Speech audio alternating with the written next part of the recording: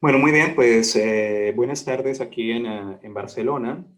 Mi nombre es Jason Osorio, yo soy médico del Hospital Valdebrón y vengo a contarles prácticamente una historia, que es la historia de cómo hemos llevado nosotros lo de la pandemia del coronavirus. Y a través de esa historia, la idea es ir desarrollando lo que es el diagnóstico y tratamiento de la COVID lo más actualizado posible, porque al ser una enfermedad que ha tenido un impacto tan rápido, pues es una enfermedad nueva, es una enfermedad desconocida y habrá que ir pues aprendiendo cada vez más de ella. ¿De acuerdo? A ver, con esto empiezo, ¿vale? A ver, ok. Bien, ¿qué fue lo que ocurrió aquí en España? A través de una serie de imágenes les quiero resumir más o menos lo que ha pasado. En el caso nuestro, hacia el 31 de enero del 2020, el mensaje que nos dieron fue: no hay razón para alarmarse, así el asunto en China haya pasado lo que ha pasado, son números pequeños, en Italia no es el impacto aún tan importante. Luego hacia el primero de febrero, eh, bien, hacia el primero de febrero tuvimos ya el primer caso confirmado en La Gomera, eso hacia Canarias. Luego tuvimos nuevamente hacia el 29 de febrero una locución donde Fernando Simón, no, que es el coordinador de alertas y emergencias sanitarias, nos dijo que con las medidas que se habían tomado probablemente todo iría bien. Finalmente, el 14 de marzo, es decir, 15 días después, ya nos estaban diciendo que el confinamiento era necesario y estaban declarando el estado de alarma. Luego, hacia el 20 de marzo, ya estábamos hablando de que en España habían más de 20.000 casos y más de 1.000 muertos y que en las UCIs ya habían 1.141 ingresados. Luego teníamos que hacia el 22 de abril la cifra seguía subiendo, habían alrededor de 33.153 sanitarios que estaban infectados por coronavirus. Posteriormente, hacia el 11 de mayo del 2020, ya teníamos una cifra de 76 sanitarios muertos. Y finalmente, hacia el 8 de junio, ya nos estaban informando que por primera vez teníamos menos contagios y que no había ningún muerto. Bien, esto que están viendo en este momento es la curva epidemiológica aquí en España. En total hay unos 291.000 casos totales, de los cuales hoy se ha hecho la corrección y son 28.132 fallecidos. La tasa de letalidad ha sido del 9.30% y como ustedes pueden ver la curva, la parte más complicada, más difícil que tuvimos fue hacia la última semana de marzo y las primeras 2 semanas de abril. Luego, el comportamiento en Cataluña, pueden ver que son unos, perdón, vale. Pueden ver que fueron un total de 61.673 casos, de los cuales tenemos 5.587 fallecidos, es una tasa de letalidad del 9%, y ven la curva que más o menos coincide, es hacia el final de la última semana de marzo y las 2 primeras de abril, donde tenemos el pico epidemiológico. De igual forma, ven que hacia el día 12 de mayo hay unos casos adicionales, eran casos que no se habían informado al sistema, y por eso se ve como si hubiera un pequeño pico, pero no es porque hubiese repunte, sino porque no se habían informado debidamente. Y aquí pueden ver el comportamiento de los diferentes hospitales de Cataluña. En el extremo derecho, ustedes pueden ver el Hospital Universitario del Vall d'Hebron, que señalo aquí con el mouse, que es donde yo trabajo y donde al 7 de mayo habíamos informado unos 2.500 casos. Es decir, 2.500 casos de altas hospitalarias, es decir, 2.500 pacientes que estuvieron ingresados, ya fuera por neumonía o que hubieran estado ingresados en la UCI por mala evolución y distrés respiratorio a partir de la neumonía. Eso que están viendo ahora es el mapa o el esquema del Hospital Vall d'Hebron. Como ustedes se pueden dar cuenta, pues es un complejo hospitalario en el cual aquí está señalado lo que es el Hospital General, donde tenemos unas 750 camas. Del lado derecho pues se encuentra lo que es ginecobstetricia y pediatría, y atrás lo que es el edificio de trauma. Total, que de esas 1.400 camas que tenemos, solo en el edificio general tenemos 750 camas y 56 camas de UCI. Pero en el momento en que llegamos al pico de lo que fue la pandemia, pues tuvimos una máxima ocupación. En esa máxima ocupación llegamos a tener 688 pacientes de las 750 camas y tuvimos que convertir incluso plantas completas de camas convencionales a camas de UCI, de manera que pasamos de tener 56 camas a 200 camas. Y de estas 200 camas, 180 camas estuvieron ocupadas en el punto de mayor ocupación. Admitimos más gente. Vale. De igual forma, el hospital de día el hospital de día nuestro se encontraba hacia la 7ª planta y tuvimos que trasladarlo a un complejo polideportivo que queda al frente del hospital con una capacidad de 132 pacientes para poder seguir administrando los medicamentos y los tratamientos que se suelen dar en el hospital de día, incluyendo tratamientos biológicos y demás. Vale. Ahora vamos a desarrollar lo del diagnóstico a partir de nuestra experiencia, ¿vale? Recordar que el cuadro clínico es importante. Al lado derecho en una tabla un resumen de lo que fueron los datos iniciales que nos derivaron de Wuhan. Y tenemos que pues, el periodo de incubación puede ser hasta de 14 días con una media de 5 días, ¿vale? Y que la aparición de síntomas pues irá siendo progresiva, de manera que hacia el 97 los primeros 11 días el 97.5% de las personas ya tendrán manifestaciones clínicas del coronavirus. Ahora bien, este era el algoritmo que teníamos nosotros inicialmente del paciente que llegaba a urgencias, donde lo único que quiero resaltar aquí es que había un circuito de aislamiento, había un circuito convencional. El circuito de aislamiento pues era para pacientes que tenían o contacto o pacientes que tenían síntomas respiratorios o fiebre. Y de aquí lo que quiero resaltar es que en los casos que se consideraban de entrada como leves, no era necesaria la PCR, ¿vale? Y lo que se hacía era que la persona debía mantener un confinamiento de 14 días y debía informar sobre la enfermedad, o sea, se le informaba sobre la enfermedad, sobre los signos de riesgo. Había unas líneas telefónicas activas 24 horas para que notificaran cómo iba la evolución de los síntomas. Y luego, en los casos que se consideran que podían ser de ingreso, se hacía la PCR, se hacía un aislamiento de gotas y de contacto, y luego entraban a tenerse en cuenta lo que era la comorbilidad, si eran mayores de 60 años, si tenían insuficiencia respiratoria, porque para el algoritmo inicial del Ministerio de Sanidad era la presencia de una saturación menor del 96%, o que tuvieran una frecuencia respiratoria mayor de 20. Y en este grupo de pacientes, al igual que aquellos que tuvieran fiebre, se les hacía una radiografía de tórax. Específicamente nosotros en el Hospital Valdebrón tuvimos con la fortuna, o contamos con la fortuna de tener a los radiólogos al tanto de ello, de manera que todas las placas de tórax fueron leídas por radiología, ¿vale? Luego, de igual forma, habían una serie de factores que nos hacían predecir lo que eran las neumonías con un PCI 1 o 2 o con un CVB65 bajo. El algoritmo del ministerio inicialmente decía esos pacientes se pueden considerar tratamiento en casa, pero lo que nosotros hicimos en el Hospital Valdebrón fue que todo paciente que tenía imagen pulmonar lo ingresábamos como una neumonía y al menos lo vigilábamos durante 5 días.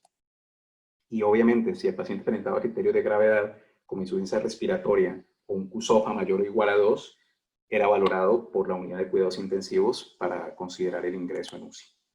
Bien, ahora, en cuanto al diagnóstico, yo creo que inicialmente pues habrá que hablar de lo que son las serologías y la realización de la PCR. Pues bien, en este gráfico quiero que en la parte superior verán lo que es la detección de RNA, luego la detección de anticuerpos, y luego los escenarios clínicos de los pacientes, desde el paciente que es asintomático hasta el paciente que es crítico.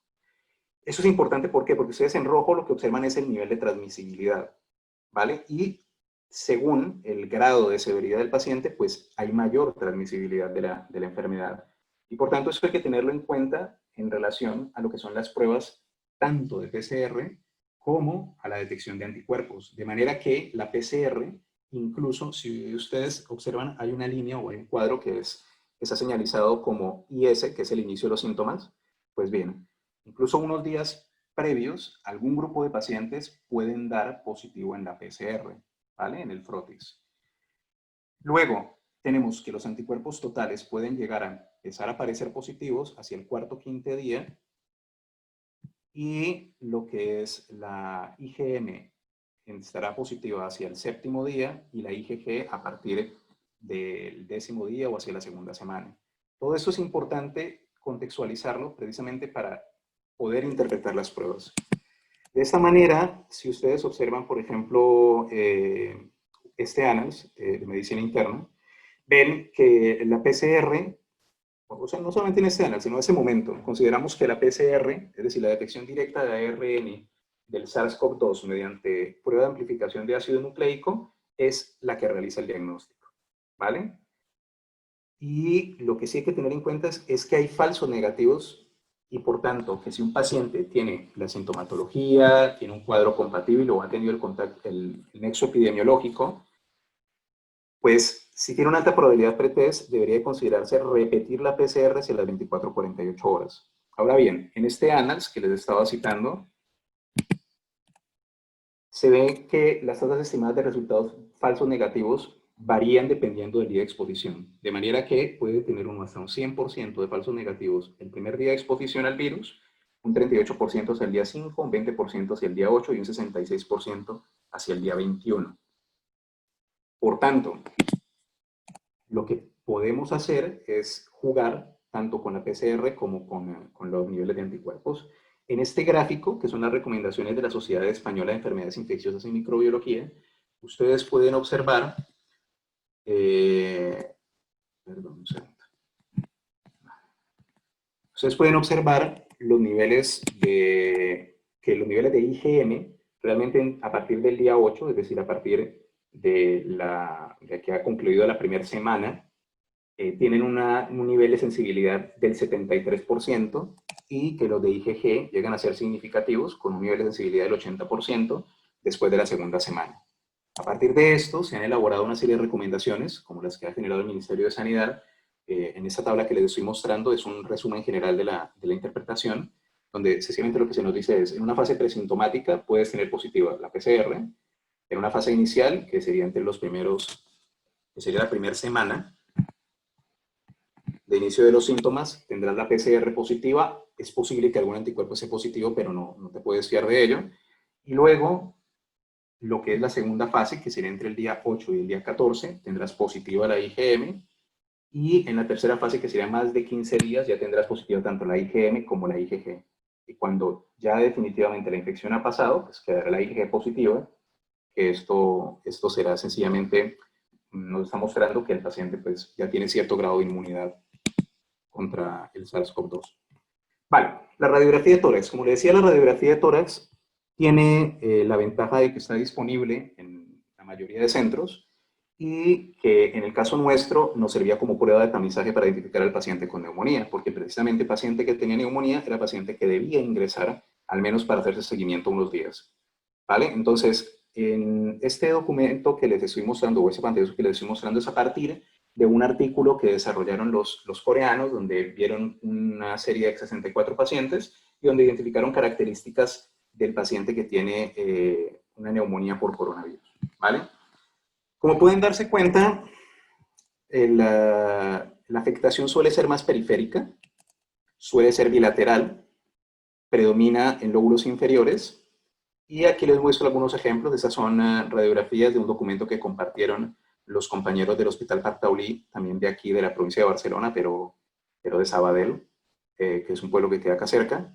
Y pueden observar, por ejemplo, aquí la evolución de un paciente entre el 15 de marzo, donde apenas se insinúan a nivel subpleural bilateral unos infiltrados, y cómo evoluciona hacia el 19 de marzo.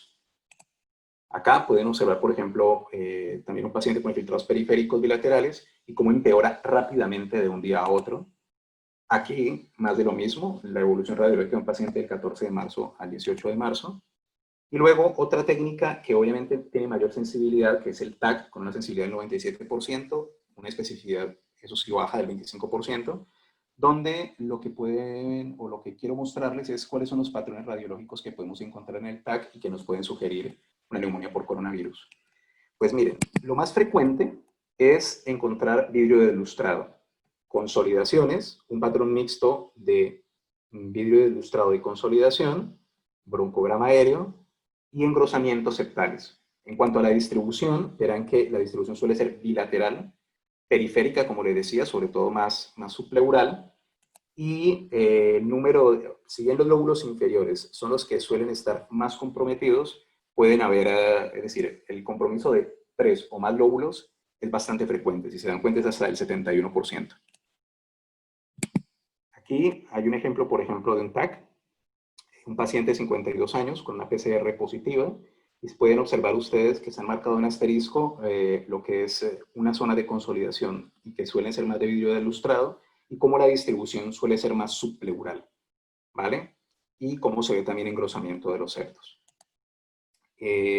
Por otra parte, nosotros particularmente hemos contado con la ventaja de tener o de disponer del uso de ecografía en la mayoría de nuestros hospitales de tercer nivel, de manera que en pacientes que requerían, o sea, la ventaja que tiene la ecografía es que puedes valorar al paciente a pie de cama, no tienes que trasladarlo, y hemos visto que la ecografía de tórax te puede ayudar bastante en el diagnóstico del paciente que tiene coronavirus y que cumple con esas condiciones, que no lo puedes desplazar y que necesitas valorarlo rápidamente. La sensibilidad de los ultrasonidos o de la ecografía de tórax en esos pacientes es hasta del 80%, y lo que observamos es lo que se ve en la tabla. Se van a observar la desaparición progresiva de líneas A y la aparición de líneas B, y luego lo que hacemos es demostrar en esta imagen, quizá queda más gráfico, ¿vale? Del lado izquierdo ven una ecografía normal, donde se observan las líneas A, que son solamente reforzamiento de la pleura, de la línea pleural, y del lado derecho se ven las líneas B, que se escriben como si fueran cola de cometa, y lo que son son líneas patológicas. Entonces estas líneas B las medimos a nivel de la línea pleural, y una separación de 3 milímetros le llamamos líneas B3, y si es una separación mayor de 7 milímetros, pues líneas B7.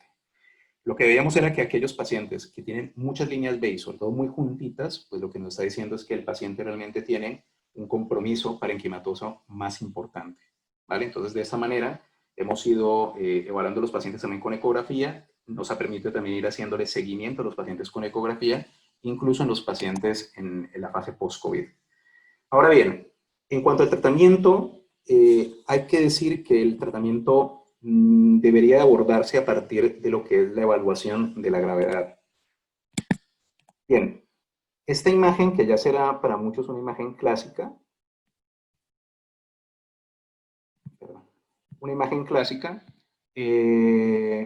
pues trata de compararnos lo que es prácticamente el cuadro fisiopatológico en el tiempo con la aparición de síntomas clínicos, signos clínicos y terapias potenciales, ¿vale? Este artículo, que inicialmente se publicó en el Journal de trasplante pulmonar y cardíaco, fue hacia mediados de marzo, y en ese entonces se nos plantea algo bastante interesante, era que la primera fase de la infección, lo predominante o lo más importante iba a ser la respuesta vírica, es decir, la replicación viral, y que por tanto en este punto probablemente tendríamos dianas terapéuticas, que serían los antivirales, que podría ser la hidroxicloroquina, y podrían ser una serie de sustancias que lo que buscarían es disminuir la carga viral. Pero luego tendríamos una segunda fase donde se solaparían tanto la respuesta viral como la respuesta inflamatoria del huésped. En este punto, pues era una tierra un poco de nadie, donde podría ser importante también dar medicamentos antivirales, pero también ir pensando en dar medicación antiinflamatoria.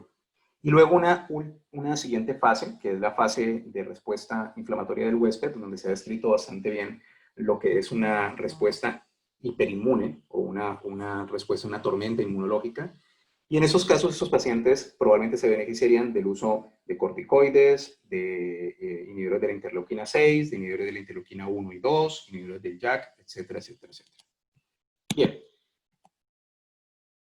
A pesar de ello, es fundamental entrar a considerar epidemiológicamente los factores de riesgo que hay, ¿vale? Entonces tenemos que los pacientes que son mayores de 65 años tienen mayor riesgo, los que tienen enfermedades pulmonares preexistentes, enfermedad renal crónica, diabetes mellitus, historia de hipertensión, que tengan enfermedad cardiovascular, los obesos, eso sobre todo se pasó a describir en las series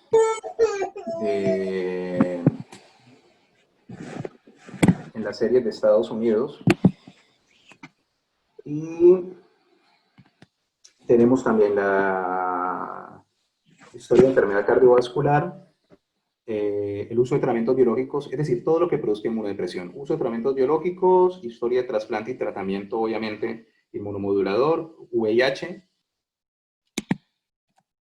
Y lo que viene en este gráfico, que es un JAMA también del principio de la epidemia, ya se describían como factores de riesgo de laboratorio que predecían gravedad y que predecían también mortalidad, el D-dímero, el LDH, la elevación de las transaminasas, y del lado derecho, en este JAMA, pueden ver, por ejemplo, lo rojo son los pacientes que no sobrevivieron, lo azul son los pacientes que sobrevivieron después de una neumonía por coronavirus, y pueden ver cómo el D-dímero es un muy buen marcador, la linfopenia también es un marcador de gravedad, la elevación de la interleuquina 6, la ferritina sérica, y la elevación de troponinas y la elevación del LDH.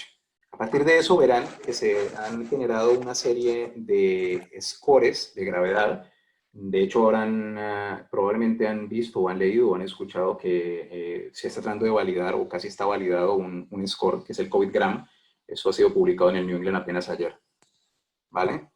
Bien. De marcadores de severidad se podrían resumir de los diferentes estudios. Esto es una tabla que se ha sacado de la UpToDate, donde más o menos nos resumen, ¿no? La elevación de dímero mayor de 1000, una PCR elevada, un LDH mayor de 245, una troponina que sea el doble del valor de referencia, las ferritinas mayores de 500 microgramos por litro, una CPK que sea más de 2 veces el valor límite de la normalidad para el laboratorio, o la linfopenia nos pueden sugerir pues, que son pacientes que probablemente puedan ir peor. Bien. A ver. Vale. Muy bien. Bien, ahora, nosotros particularmente, lo que fue el modelo de atención hospitalaria del COVID en España está resumido en este gráfico, ¿vale? Prácticamente se dividieron los pacientes entre pacientes con infección respiratoria pero sin neumonía, lo que declaramos como pacientes no complicados o una COVID no complicado, neumonía leve, que eran pacientes que tenían evidencia radiográfica de neumonía, pero con saturaciones mayores del 90% y con un CURB 65 menor o igual a 1. Y neumonías graves, como aquellos pacientes que tenían una saturación menor del 90%, que estaban con una frecuencia respiratoria mayor o igual a 30 y que tenían fallo de uno o más órganos, ¿vale? Entonces, además de evaluar la gravedad, de evaluar los factores de riesgo, a partir de ello, pues veremos lo que sería digamos, el tratamiento específico, y para eso hay que tener en cuenta de manera importante lo que es la tormenta de citoquinas, ¿vale? En este caso ustedes pueden observar en el gráfico las diferentes dianas que hemos ido valorando a través del tiempo. Se ha de decir que, y a partir de ahora todo lo que demostraré, la mayoría carece de evidencia científica robusta. ¿Por qué? Pues porque hemos ido haciendo ensayos a través de la marcha, a través de los casos, y durante un pico epidemiológico y una pandemia como la que estamos viviendo, pues ha sido difícil diseñar estudios aleatorizados, controlados, dobles ciegos, con todo el rigor científico para conseguir una evidencia importante. Entonces, como pueden observar, teníamos la posibilidad de tratar de frenar el COVID en diferentes puntos mediante el uso, por ejemplo, de interferón o la regulación del sistema inmunológico a partir de corticoides o a partir de gamaglobulinas. Teníamos también la opción de tener o de actuar sobre lo que era la tormenta de citoquinas, ya fuera a nivel de interleuquina 1 con el anakinra o con los inhibidores de interleuquina 6, o podíamos usar bloqueadores de factores de necrosis, o podemos utilizar, por ejemplo, cloroquina. Podemos utilizar una serie de medicamentos que potencialmente al principio del todo decíamos puede que sean útiles. Ahora, en esta diapositiva les mostraré lo que hicimos nosotros para ese momento, que era marzo del 2020, ¿vale? Nosotros prácticamente clasificamos a los pacientes como les mostraba antes, entre pacientes sencillamente que no eran tenían síntomas leves, por tanto que se consideraban que no tenían neumonía, sino solamente infección respiratoria. En esos pacientes el tratamiento era sintomático y alternativamente se podía considerar administrarles hidroxicloroquina. Luego teníamos la neumonía sin criterio de gravedad. En esos pacientes les dábamos lopinavir, ritonavir e hidroxicloroquina. Todos los pacientes con neumonía, independiente de ello, les empezábamos tratamiento con ceftriaxona y acitromicina. Y cuando se comprobaba que no había signos o que no había una mala evolución y que no, nada nos sugería una sobreinfección bacteriana, se retiraba la ceftriaxona y se mantenía la citromicina por 5 días. Y luego teníamos los pacientes con neumonía con signos de gravedad, ¿vale? Que fuera la UCI o que tuviera que quedarse en planta porque en ese momento no se disponía de la cama de UCI o porque no tenía un criterio por comorbilidad o demás de ingresar a la UCI, pues se les daba tocilizumab y teníamos eventualmente la opción dentro del marco del estudio de Gilead de administrar remdesivir, y los glucocorticoides prácticamente se reservaban solamente para pacientes que tenían distrés. Bien, eso es lo que nosotros hicimos hacia marzo, ¿vale? Yo ahora lo que desarrollaré, o mi intención es desarrollar los diferentes fármacos que se han probado y el nivel de evidencia que tienen, ¿vale? O bueno, al menos algunas cosas. Bien, en cuanto a la hidroxicloroquina y cloroquina, ustedes pueden ver que a este momento hay 143 estudios en marcha en el Clinical Trials. El mecanismo de acción que se sugirió para la hidroxicloroquina y cloroquina era que ambos medicamentos son bases débiles, elevan el pH de los organelos intracelulares, como endosomas y lisosomas, y por tanto que impedía o dificultaba lo que era la fusión de membrana. De manera que eso impediría que el coronavirus pudiera hacer uso de todo el metabolismo celular o de toda la diferente fábrica a nivel metabólico que tiene la célula, ¿vale? Desafortunadamente, los diferentes estudios fueron mostrando que no había evidencia de eficacia, pero más allá de eso, se llegó a hablar en un Lancet y en un New England, en un estudio hecho a partir de una empresa tercera que era Surgisphere, de que aumentaba la mortalidad, no solamente por complicaciones asociadas al medicamento y arritmias, sino que per se el medicamento aumentaba la mortalidad. Pues bien, perdón un segundo.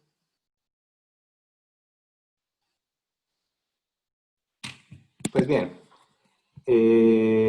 como se pueden dar cuenta, luego se ha producido uno de los grandes escándalos, yo creo que de la medicina moderna en cuanto al desarrollo de la evidencia científica, ¿no? De la calidad de los artículos científicos. Este periódico, que es The Guardian, a unas 2 semanas después de salir un gran metaanálisis, que es este que le digo donde participó Surgisphere y donde decía que la hidroxicloroquina aumentaba la mortalidad, pues publica que los datos no son coherentes y finalmente termina retractándose tanto de Lancet como New England sobre esas conclusiones. Aún así, independiente de los errores que hubo metodológicos en este metaanálisis, al momento actual no se recomienda el uso de hidroxicloroquina o cloroquina fuera del contexto de un ensayo clínico, dado la falta de beneficio claro y la potencial toxicidad. Nosotros particularmente vimos en algunos pacientes la aparición de un QT largo, y por eso sistemáticamente todo paciente que se le iba a administrar hidroxicloroquina, cloroquina, debía tener un electrocardiograma hecho al momento el momento previo de la administración del medicamento. Como les digo, esto para la FDA actualmente tiene un grado de recomendación 2C, que es el no uso, sino únicamente en contexto de ensayo clínico. Bien, el lopinavir-ritonavir. El lopinavir-ritonavir, que fue ampliamente usado inicialmente en China y que parecía que iba bastante bien. Luego tuvimos un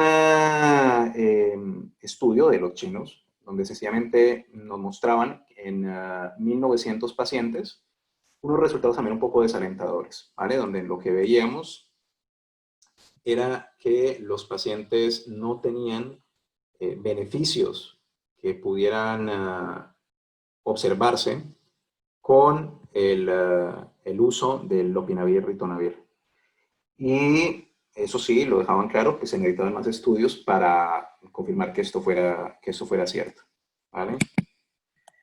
De manera que actualmente hay 10 estudios en curso para tratar de demostrar, pues, qué utilidad tiene el lopinavir-ritonavir, y en caso de que se llegue a utilizar, la dosis recomendada es de 400 sobre 100 miligramos, es decir, dar 2 comprimidos inicialmente, eso es como una dosis de carga, que se dan cada 12 horas vía oral. Y luego la duración iba a ser individualizada y podía considerarse la retirada si el paciente pues, tenía mejoría clínica, si había desaparición de la fiebre, y la duración máxima del tratamiento era de 14 días. Decir que el opinavir y ritonavir, pues el problema que tiene sobre todo es la tolerancia digestiva. ¿Vale? Luego, a ver, admitimos otros dos compañeros. Vale. Muy bien.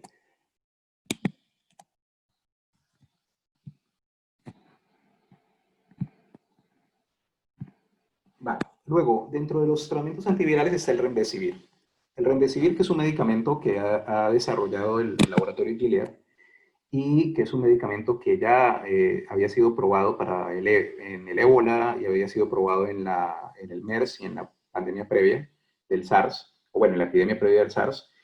Pues, ¿qué resultados tenemos? Tenemos un resultado de este artículo, de este línea que les estoy mostrando acá, donde tenemos 1.059 pacientes, de ellos el 89% con enfermedad grave, 26% de los pacientes estuvieron con ventilación mecánica invasiva, más o menos circulación extracorpórea, y lo que se vio que mejoraba el remdesivir era que al parecer esos pacientes pasaban de tener que utilizar 15 días de requerimiento de oxígeno a 11 días con el uso del remdesivir.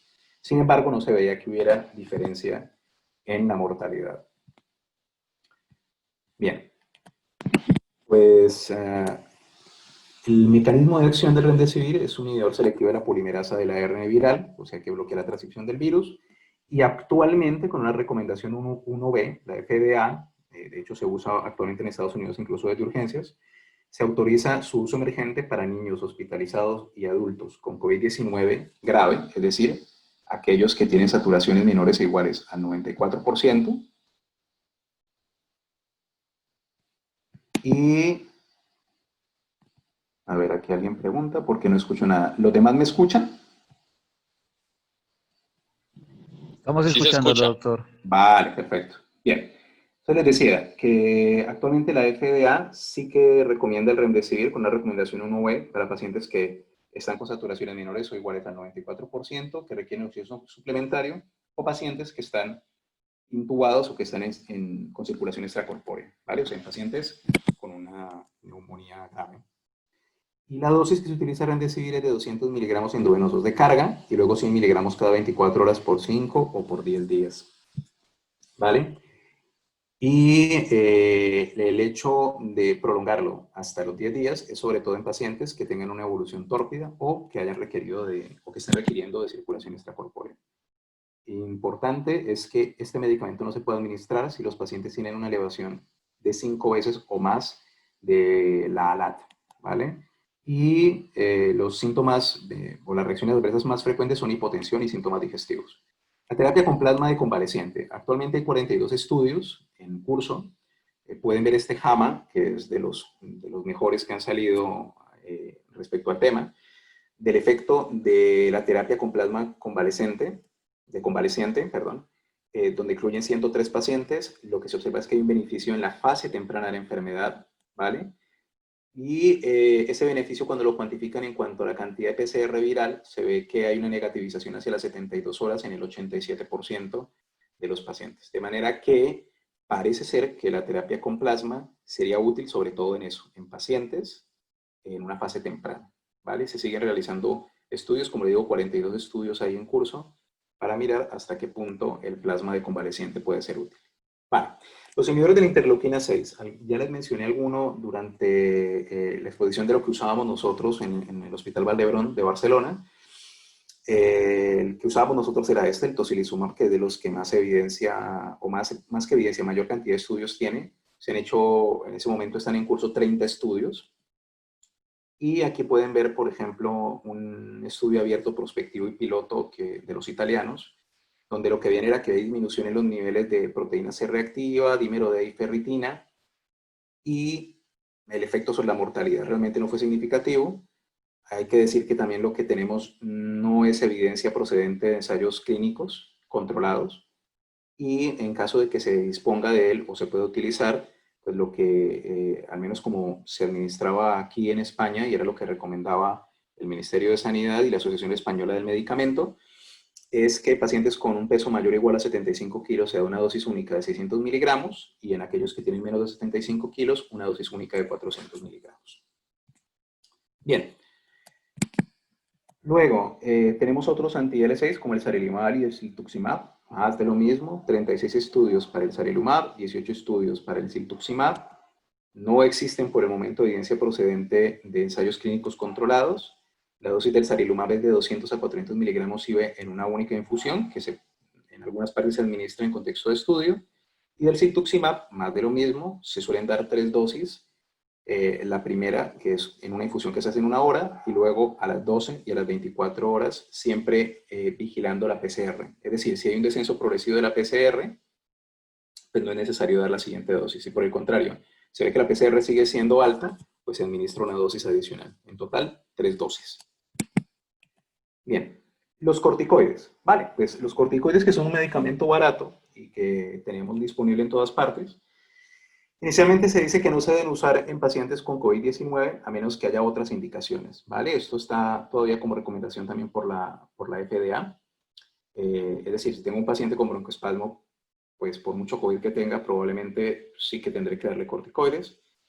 Y el recomendar que no se administre a todos los pacientes es porque, viendo los estudios previos de influenza y de MERS, pues veamos que hay un mayor riesgo de mortalidad y un aclaramiento viral tardío en esos pacientes, y vemos que aunque fue ampliamente utilizado en el tratamiento del SARS, no hubo pruebas sólidas de beneficio, y por el contrario sí hubo eventos adversos. Y tenemos ese Surviving Sepsis, donde se hicieron las recomendaciones específicamente para el COVID-19, donde ustedes observan que el uso de corticoides quedó relegado solamente para pacientes ventilados o con circulación extracorpórea que tuvieran distrés. Entonces, en esos pacientes sí, pero incluso pacientes intubados sin distrés no estaba recomendado el uso de corticoides. Sin embargo, hace 48 horas, 48 a 72 horas, pues hemos tenido un poco de revuelo. El grupo de los británicos en la Universidad de Oxford, pues ya nos sacan esa noticia donde dice que la dexametasona reduce la muerte en pacientes hospitalizados por coronavirus. Esto dentro de uno de los brazos del estudio Recovery, donde se están valorando diferentes tratamientos. Y lo que vemos es esto, pues valoran 2.104 pacientes a los cuales les administran dexametasona 6 miligramos día oral o endovenosa por 10 días y lo comparan con 4.321 pacientes con un tratamiento habitual. La dexametasona reducía la mortalidad a 28 días de la siguiente manera. En pacientes ventilados, es decir, en pacientes que estaban intubados y que estaban graves, reducía la mortalidad en 1/3. Y en pacientes con oxigenoterapia, en 1/5. ¿Vale? Y no hubo beneficio en pacientes que no precisaban de soporte ventilatorio. Ha de decirse que estos son datos que nos han salido inicialmente como noticias y como pues un anuncio de lo que vendrá, pero que todavía no hay un artículo con todos los números y con todo el soporte, con toda la caracterización de la población para poder recomendar actualmente el uso de la dexametasona. Eso pues parece prometedor porque nos hablan de que el número de pacientes a tratar o el NNT para evitar una muerte es 8 pacientes ventilados o 25 pacientes que requieren de oxigenoterapia. Bien, otros medicamentos que están todavía en estudio, que es más de lo mismo, es el favipiravir, que es un antiviral. El interferón beta, nosotros inicialmente utilizamos interferón beta, pero nuestra experiencia era que no generaba mayor efecto. Por el contrario, tenemos evidencias recientes del grupo de Ordovás y Cordovés, donde in vitro parece ser que el interferón beta aumenta la expresión del receptor de la enzima convertidora de la angiotensina 2, que, como sabemos, en células epiteliales humanas parece que está relacionado con la enfermedad. Vale. Y luego tenemos el anakinra como uno de los antagonistas del receptor de la interleuquina 1, que se da en dosis de 400 miligramos por día, dividido en 4 dosis. Y el tratamiento máximo con anakinra es por 15 días. El ruxolitinib, que es un inhibidor selectivo de las quinasas, lo mismo que el baricitinib, que también es un inhibidor selectivo de las quinasas. Ambos son estudios en marcha, los que hay, y no hay evidencia de ensayos clínicos controlados, de manera que tampoco por ahora se pueden recomendar, pero hay que darle paciencia, hay que darle tiempo. Un medicamento que en especial ha sonado mucho por Latinoamérica, por la disponibilidad, es la ivermectina, ¿vale? Entonces, al momento hay 20 estudios en curso. Esos 20 estudios, de esos 20 estudios, por lo menos quiero mencionar este, que se publicó el 12 de junio. Es una revisión sistemática sobre cómo es que actúa la ivermectina. Como pueden ver en este gráfico, pues la ivermectina lo que necesita, o sea, perdón, la proteína del coronavirus necesita interactuar con un complejo que es el IMP alfa beta 1, ¿vale? Para fijarse a él y poder penetrar a través de lo que es el complejo de núcleo, bueno, el complejo de poro nuclear, perdón, el complejo poro nuclear. Entonces, a ver, esa capacidad de penetración se vería interferida por la ivermectina al fijarse a ese complejo IMP alfa beta 1, ¿vale? Entonces, de esa manera, no podría pasar el virus del citoplasma al núcleo y hacer uso de todo el mecanismo celular o todo el mecanismo del núcleo de la célula que ha invadido. Perdón, yo silencio acá un par de compañeros. Vale. Bien. Perfecto, entonces actualmente más de lo mismo. Necesitamos todavía hacer ensayos clínicos en modelos animales in vivo. Parece ser que la ivermectina es útil, pero actualmente no se puede recomendar porque no hay ensayos en seres humanos y ensayos bien hechos que nos permitan hablar del uso de la ivermectina en COVID-19. Luego, no menos importante, el manejo general de los pacientes. Considerar que el acetaminofén es el antipirético de elección. Si es preciso usar algún antiinflamatorio no esteroideo, la idea es usar la dosis más baja. Considerar que son pacientes que tienen, o sea, que deben ir con profilaxis de anticoagulación o anticoagulados, que también tienden a tener fallo renal. Y, por tanto, el riesgo es, pues, eso, empeorar la función renal y que generalmente podemos producir mayor riesgo quizá de sangrado que cualquier otra cosa. Entonces, preferible el acetaminofén. Luego, de medicamentos crónicos, la gran pregunta que si era que si descontinuamos los IECAS y los arados, la evidencia actual es no los descontinuamos, seguimos el tratamiento tanto con IECAS o arados si están indicados. Las estatinas, no descontinuarlas por una cuestión de riesgo-beneficio. Las estatinas se consideran en los momentos y quitarlas por riesgo de hepatotoxicidad. Y esto que ya hacia marzo del 2020 ya veíamos que los pacientes pues tenían el coronavirus per se o la enfermedad por coronavirus se comportaba como un factor protrombótico, de manera que ya se decía que al menos a este momento en todos los pacientes se les debía iniciar profilaxis con heparinas de bajo peso molecular.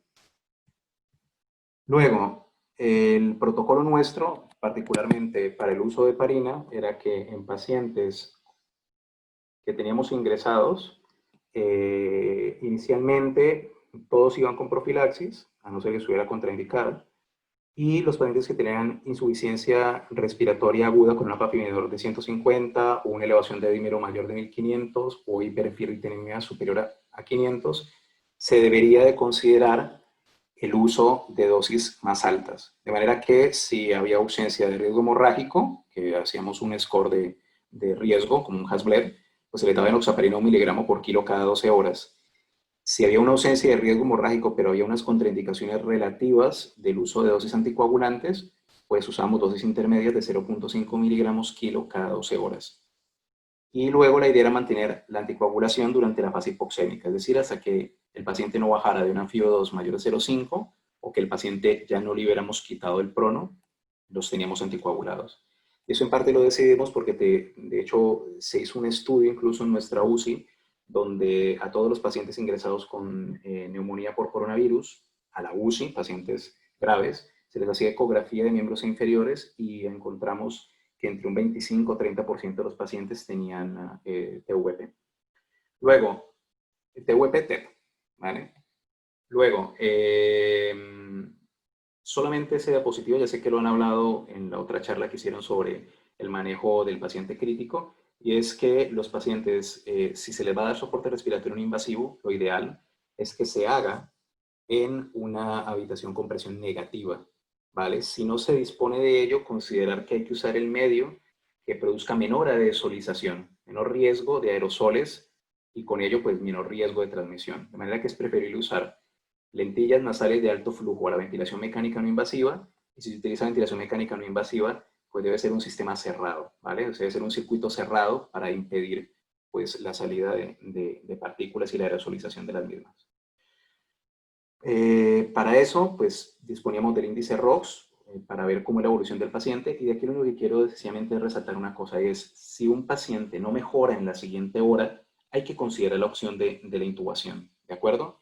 Y quien debe intubarlo es alguien que sea experto. Probablemente con el anestesiólogo tendremos la ventaja de que la intubación será relativamente rápida y con ello pues habrá menos aerosolización, menos riesgo. Por último, en esta diapositiva, pues les muestro algunas utilidades que me imagino que ya después cuando compartan la presentación y demás pueden entrar. Ven aquí lo que es la página de la Asociación Española del Medicamento, donde se desglosa el uso de los diferentes medicamentos. Tienen las diferentes guías del Ministerio de Sanidad y tienen aplicaciones como el Epidemics, donde se recogen una gran cantidad de guías y de documentos. O tienen también aquí una app que es de la ATS, donde pueden hacer consultas sobre el coronavirus, y particularmente, es decir, con cierto respeto y orgullo, pues nosotros hemos ido liderando un proyecto en el Tolima, que se llama el Tolima sin Corona, donde también tratamos de interactuar con los diferentes médicos de la región para pues, tratar de evitar que lleguen al nivel de epidemia que llegamos a tener nosotros. Bueno, pues esos serían los mensajes para llevar a casa. Es fundamental el diagnóstico rápido del paciente con neumonía por coronavirus, porque pues, no, en este momento no tenemos un tratamiento que se haya demostrado que sea altamente efectivo. Si no tenemos disponibilidad del TAC de tórax, pues nos quedaría la radiografía de tórax, pero si tenemos todavía más disponibilidad de una herramienta como la ecografía, pues sería fantástico. La ecografía de tórax es fácil y se puede hacer a pie de cama. Y a la fecha de hoy no hay un entrenamiento que haya demostrado realmente que mejora la supervivencia. Pareciera que la dexametasona puede ser útil, pero aún hay que esperar a que los números nos lo publiquen y mirárnoslo bien. Por tanto, sería fundamental identificar rápidamente los casos y los contactos, evitar los contagios, sobre todo profesionales de la salud, porque finalmente estamos muy expuestos y también podemos servir como vectores. Y no solamente es importante disponer de herramientas diagnósticas y de espacio, esto es fundamental, pero además de eso es muy, muy importante tener personal bien entrenado para lo que es el manejo del paciente con COVID. Y no siendo más, pues esto es una fotografía de la Sagrada Familia en Barcelona. Agradecer pues a todo el equipo de médicos, de mis compañeros del Hospital Valdebrón con los que tuvimos que compartir ese momento tan difícil. Y pueden ver abajo a la derecha pues una fotografía del Hospital Valdebrón. Pues eso, muchas gracias.